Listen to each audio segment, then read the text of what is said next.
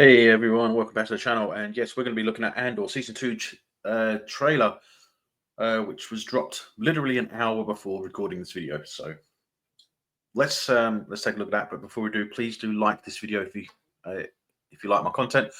Subscribe if you haven't already, and let's get into this and see what we have in store for April 22nd.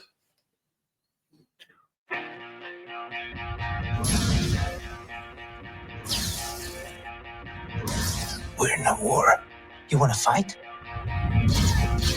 Or you want to win?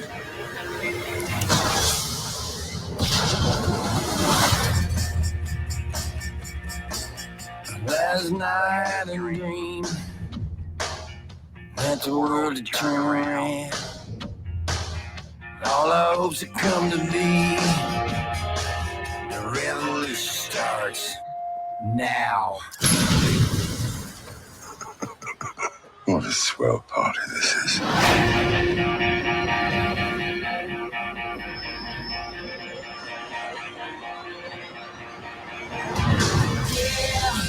Revolution starts now.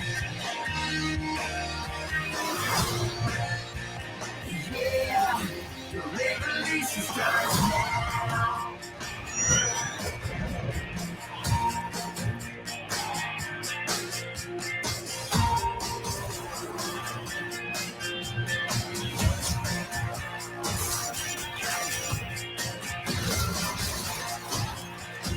Remember this moment.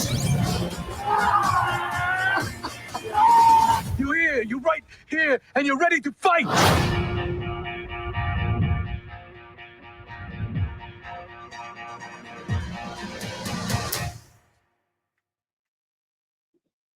Wow.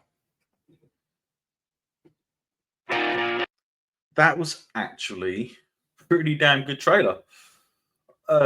Great choice of music.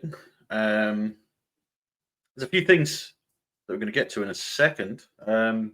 Let's just, while I look for that.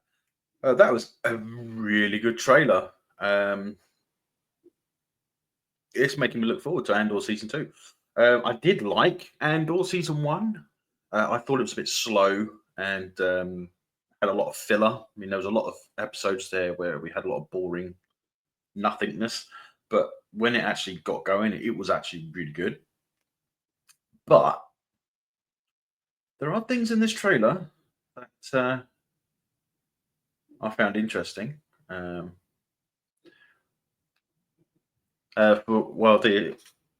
Why is there always some sort of a wheat field or a cornfield or a maize field or whatever they want to call it in sci-fi nowadays? It's an interesting thing to question because it didn't work for Rebel Moon. For Rebel Moon, it's one of the worst things that they had in it. A lot of people said a lot of things about it, especially with the slow motion. But this is Andor, so there's not going to be any slow motion, I hope. But it's just something you don't expect to see in Star Wars, really. But yeah, I can understand farm planets. We get Sol Guerrera, awesome. Obviously, we've got some returning faces. Yep, I actually like this part where they're walking along and music goes with it and it explodes right at just the right moment, which was outstanding. Great timing. Obviously, a lead in to Rogue One, which is good. X-wings, and I can't remember the name of that ship or the model of that ship, but I'm sure that we'll get some people talking about it in their videos. I like the way that they slowly take off and turn, and I like the way that they're not steady. It's like when we see it in I can't remember which original one it was, but if I remember when the X-wings used to take off, they used to actually wobble, like they weren't steady and balanced. It was like they were moving slightly, like which was cool.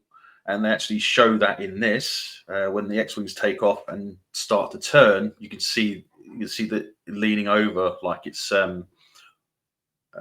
directing the is it repulse lift. That I think the X-wings have a repulsor lift, don't they? That lifts them off the ground. So yeah, that's pretty cool. I like the way that they fly up, and I like the coloring, because that's definitely Saw Gerrera's squadron. Some decent stuff. Stormtroopers. This looks cool. This actually looks pretty cool. I'm wondering if that's some sort of maybe Imperial Special Forces. Which makes sense that they don't have their helmets, but they have armor, which is cool. We get her again. I don't like her. I never did. This is what I find interesting, because this clearly they're trying to make this out to be possibly a TIE interceptor. Maybe it's a TIE interceptor prototype, but it looks more like what was it?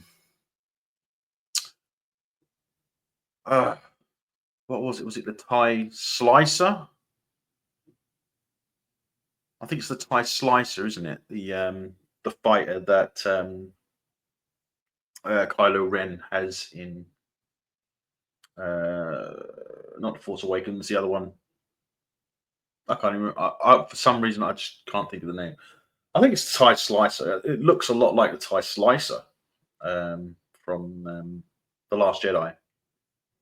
Anyway, I don't know. I never get it. I don't like those films, so it's easy to forget. Forgetting them, I can be forgiven. But I think that looks more like the TIE Slicer. I mean, obviously, it's like a combination of the TIE Slicer and the TIE Interceptor, because obviously you got the pylons that they're attached to, which it's a lineage. I think. I don't think it's actually meant to be either or the TIE Slicer or the Interceptor. I'd go with a TIE Interceptor prototype, because if I remember rightly, isn't the TIE Interceptor a new ship, a new fighter in Empire Strikes Back? Isn't it fairly new, which is why there's not that many of them? If I remember rightly. I don't like the way that these blasters are being fired. They're being fired as if they're a modern day machine gun, when they're not. We know they're not. It's possible that this is just a different variant of TIE fighter that we haven't seen before, but the resemblance between the Interceptor and the Slicer, it's too obvious, if that makes any sense. But yeah, it could be anti-personnel guns on blasters instead of blaster cannons, maybe. It's possible, I guess. It'd be interesting. It'll be nice to see. I don't like the fact that they've got some dancing, which I'm hoping that's not going to be too much of a thing. I like this effect. I really do like that effect, actually. Or the transition into hyperspace is actually really, really good. I quite like it. We go from nothing. That astromech looks a bit too small, to be honest. Then we see the transition. It actually looks pretty cool when we saw it on the playthrough. So we're going to get quite a bit of action, which will be good, because I mean, this is supposed to be when the Rebel Alliance is building itself up, right? So there's got to be there's got to be some scenes where I'm wondering if Andor is part of the team, or something that goes in as steals equipment for the rebels to use, which would be pretty cool. It would make sense for it to be Andor to do that. This is obviously that new TIE fighter Judging from the, I suppose you call them wings, but I always call them. Uh, Damn it, I forgot the word. Um, anyway, it's besides the point. But this looks like that tie that we see. Some sort of armored vehicle, or maybe a heavy vehicle of some sort. Maybe not necessarily an armored military style vessel, ship or vehicle. But yeah, it's interesting that obviously the repulse, for some reason, the repulsor fails and it drops. Makes sense. Yeah, okay, fine. Yeah, we get him again. I don't like him. We get explosions. There's obviously a rather large firefight. There we go. We see that tie even better now. I'd say that is way too much like the a combination of the slicer and interceptor, to be honest.